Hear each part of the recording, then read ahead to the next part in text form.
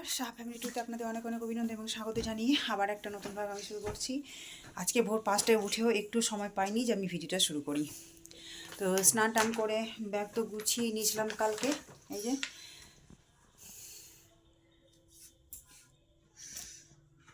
যে ব্যাগগুলো অনেকগুলো গোছানো আছে। তো স্নান টান করে আজকেও আবার কাচলাম, কেচে ছাদে দিয়ে এসেছি। ছাদে গেট লাগা ছিল, কিছুক্ষণ আগে খুলে আবার মেলে দিয়ে আসলাম। তো পুজো টুজো করে পূজার বাসন ধুয়ে তারপরে মেলে দিয়ে আসলাম। এখন 8:30 বাজে, কখন শুকোবে কে জানি, দেখি। শুধু একটা সোয়েটার নিয়ে যাওয়ার আছে, সোয়েটারটা কেচে মেলেছি, জল ঝরলেই নিয়ে চলে যাবো, ওখানে না হয় মেলে দেবো। তো আমার খাওয়া হয়ে গেছে, মিঠিরও খাওয়া হয়ে গেল। ওই যে এখন মিঠিকে একটু মুখ টুক ধুয়ে দেবো, মাথাটাতে ধুয়ে দেবো, স্নান করাবো না। স্নান করলে আবার ঠান্ডা ঠান্ডা লেগে যাবে, তো শুধু মুখ ধোয়াবো। দিয়ে তারপরে ওই 8:30 বাজে, 9:30 10টা, 9:30 10টার মধ্যে বেরিয়ে যাব। তো চলুন, এখন অনেকগুলো কাজ আছে আমার।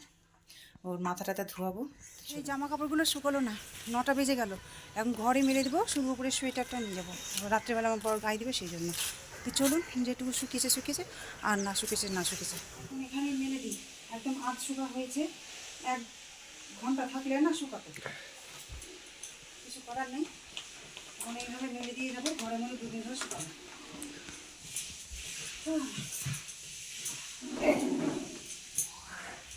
একটু আর থাকলে হতো, যে সময় আর হাতে নেই, তাই ঘরের মধ্যে নেব না।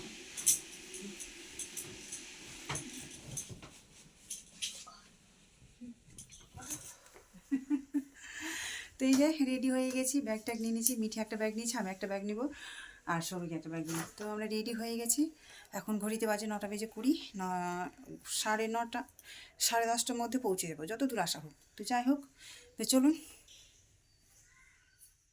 তো এই যে এসে পৌঁছালাম, পৌঁছেই দেখি যে আমার ভাইজি শাখা পড়ছে। শাখাওয়ালা বাড়িতেই এসেছে, আমাদের আবার বাড়িতেই আছে। আমিও পড়েছিলাম, বাড়িতে এসেছিলো। মানে আমাদের এই শাখারির যে শাখা দিতে এসেছে, তাদের আমাদের প্রায় বহু বছর ধরেই সম্পর্ক। তো অনেকজনই এর কাছে শাখা পড়ে, আমাদের গোটা বংশ পড়ে, আমাদের বাড়ির ফ্যামিলিরা পড়তো, আমার মা পড়তো, আমিও পড়েছিলাম বিয়েতে, আমার ভাইজিও পড়ছে। তো শাখা পড়ছে, আর মাথায় কাপড় দিয়ে পড়তে হয়, আর পরাতেও হয়। শাখা প্রণাম করে পড়তে হয়। তো শাখা পরিয়ে দিচ্ছে। আর এদিকে দুপুরের যে আমাদের গায়ে হলুদ হবে আমার ভাইজির, তো সেই রান্না পর্বটাও চলছে এদিকে। তো সব দিকেই মানে যেতে পারছি না আমি, যেখানে যাচ্ছি সেখানে একটু করে ভিডিওটা টুক করে নিয়েছি। ভিডিওটা বেশিক্ষণের হবে না আমার বোধহয়। তো যাই হোক, এখানে হলদির করেছে, স্টেজ করেছে, এখানে হলদি হবে। আমার লিখে দিয়েছে হলদি। আর আমার মেয়ে হিন্দি তো পড়তে জানে না, সে বলছে মা এটা কী লেখা আছে। তো আমি বললাম এটা হিন্দিতে লেখা আছে হলদি। তো যাই হোক, ওকে বলে দিলাম। তো হলদি মানে গায়ে হলুদের যা ড্রেস থাকে সেই ড্রেসটা পরিয়ে দিচ্ছে। আর এদিকে বেশ সুন্দরভাবে স্টেজও করেছে। তো অনেকে দেখছে, আবার আমিও দাঁড়িয়ে আছি, সেইটুকু আবার সেই মুহূর্তটা নিলাম। আর তারপরে সত্যনারায়ণ পুজো হবে। তো পুজোর জন্য এখানে আলপনা দিতে বসেছি আমি। তো এখানে পুজো আজকেই হবে, সত্যনারায়ণ পুজো আজকেই হবে, গায়ে হলুদ আজকেই, দুটো জিনিস হবে। তো আর আজকে মেহেন্দি হবে। আসলে 3টে জিনিস 3 দিনে করার কথা ছিল, তো কারণবশত সেটা আর হলো না, একদিনে করতে হলো আর কি।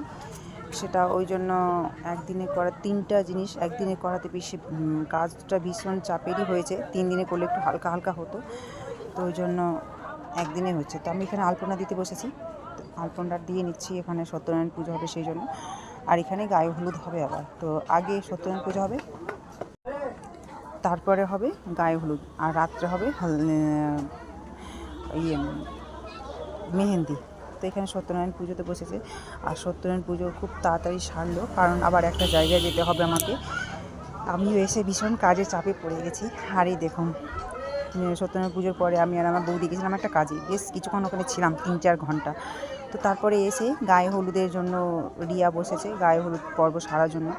তো আমি এখানে থাকতে পারিনি বেশিক্ষণ আর কি, ওই জন্য আমার ভিডিও শ্যুটটা করতে পারিনি। তো যাই হোক, আগামী দিন তো আছে।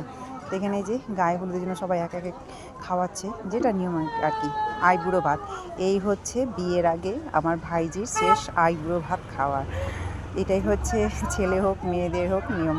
এরপরে জোরে খাবে, মানে এই যে খেলো, আবার আগামী বিয়ের দিন না খেয়ে থাকবে, সেটা একেবারে বিয়ের পরে জামাই আর মেয়ে একসাথে খাবে, সেই জন্য। তো আজকে ওর আইবুড়ো ভাত শেষ খাওয়া, মায়ের হাতে, পিসির হাতে, বাবার হাতে, মাসির হাতে, সবার হাতে, ঠাম্মির হাতে, সবার হাতে খেলো আইবুড়ো ভাত শেষ।